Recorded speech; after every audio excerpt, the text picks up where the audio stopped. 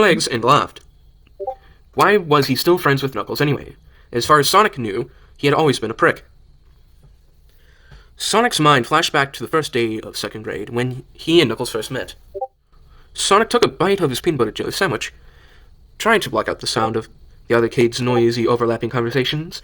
It seemed like all the other students wanted to do was either yell the word penis at each other over and over, throw food at each other, or talk about how hot Justin Bieber was.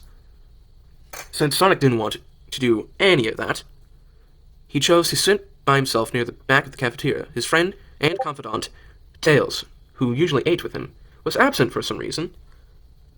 Sonic had since forgotten. It was probably... Wait, what did you say? It was probably something along the lines of watching a new Star Trek, Moby and Star Trek movie that anyone knew that they didn't produce a whole new movie since 2009. Yes, quite so. Anyways, who is that a PB&J?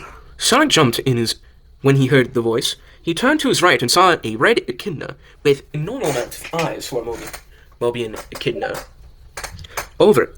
Towering over him. Yeah, it is. Hesitated Sonic, uncomfortably.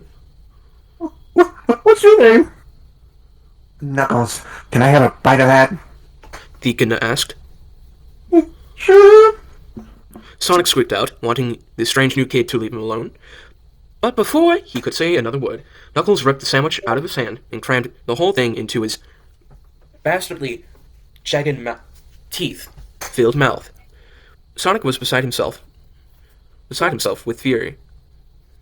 Mrs. Davidson! He shouted. Them little twerps just stole my sandwich! Sonic, what have I told you about calling other kids names?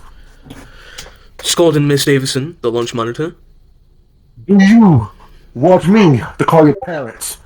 Knuckles was guffawing as Knuckles buried his face in his tray. Sonic snapped out of his flashback when the bus drove over a speed bump. He watched Mobius High School grow bigger and bigger out of the window as the bus turned into the parking lot. Mobius is well known for their imperialistic values, yet not so barbaric as most empires.